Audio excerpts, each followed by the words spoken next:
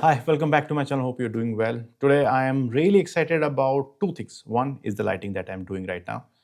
So really budget friendly, which is the theme of the channel. But yeah, if you want to know what I'm using to create this image, do let me know in the comment section below and I will make a video about it because everything over here is really budget friendly. So everybody can achieve this look. The second thing is that I'm really excited about is the schedule or the challenge that I have set for myself being consistent throughout the year. As of now, touch wood, I have been consistent for a month and I hope I am able to pull this throughout the year. So let's see how much more I can take. Today I am covering the topic that is basic thing and you will have to understand the basics because if the fundamentals are not clear, you won't be able to excel in the craft. Today, I am going to cover three things. One is the exposure triangle. I have already made a detailed video about it and I will put the link of that in the description.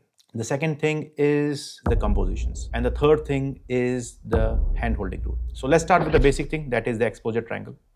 So what exposure triangle is? Exposure triangle basically consists of the aperture, the ISO, and the shutter speed. Everything that I'm going to talk about in the ISO triangle is related towards the light. So shutter speed is responsible for freezing the time.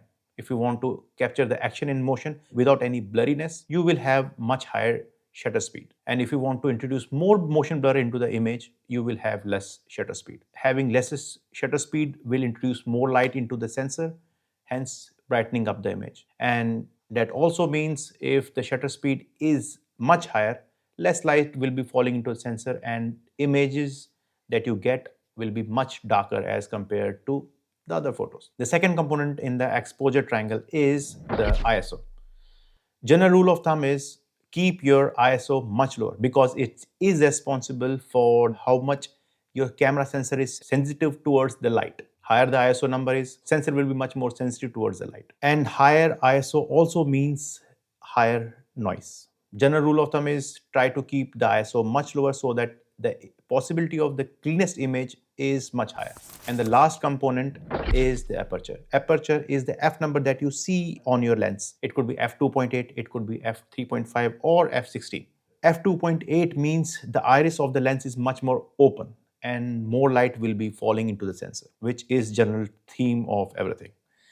And higher f number or f16, f22 means the opening of the iris is much smaller, hence less light will be falling into the sensor. Aperture is also responsible for the bokeh that you get. Right now I am shooting at f2.8. The background separation is much more higher. If I decide to shoot at f16 or f3.5, let's see what happens. Yep, see. It's getting much darker, but everything will be in focus. Yeah. Right now, let's keep it 2.8. So f-stop is also responsible for the blurriness that you get in your background. The shallow depth of field is because of the aperture. Now, let's move to a different thing, and that is the composition. Is something that you will have to understand. The more photos you take, more you will understand it. Initially, when I started, even few months back, every photo that I took was center weighted. Every subject was focused in the middle, which is okay, fine, it's easy to shoot. But once you get to understand rule of thirds or different types of composition, diagonal, golden ratio, stuff like that, you will improve your photography drastically because you will be able to capture different essence of the scene because every composition tells different story. Right now, I'm much more focused on rule of thirds, basically shifting your subject towards left or right. And I am basically making it a habit to introduce more rule of thirds into the image.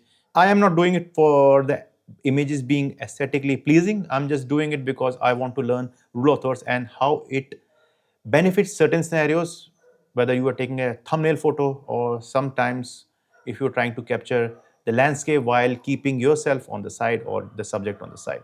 This is something that is going to change this year. The third component that you will have to understand is the hand-holding rule. This is the basic thing, but I got to learn about it later, way later. I should have learned about this much sooner, but yeah. So what hand-holding rule suggests is you should always be shooting if you're taking the photo and you don't have a tripod. And if you have a tripod, that's a totally different scenario. But if you are someone that is usually without the tripod, you have to adhere to the hand holding rule. And what it suggests is keep the shutter speed double your focal length. If you are shooting at 70 mm focal length, the shutter speed should be at least 1/40th, at least. You can go much higher than that, or you can go much lower, but that's a stylistic choice. And hand holding rule will help you in two things. One is it will negate for the micro jitters you get while taking the photo. And the second thing that the hand holding rule helps you with is you have a much higher tendency to get a sharper image. And obviously there are a lot of stuff that goes into it, the f-stop that you are shooting in if you're taking the photo of a landscape or a subject. But generally, if you follow the hand holding rule, you have a much higher tendency to have a sharper image. These are the basic things. And another thing that I want to convey and that I have learned is try to get as close as to the perfect image that you have envisioned in your mind in the camera. You can't do shit in post processing. You can crop it, but if the image is totally blurred, even Photoshop or AI can't do anything about it. But there are some that can upscale it, but that's a totally different story. Generally, for people like you and me, try to get much cleaner and much more pleasing image in the camera.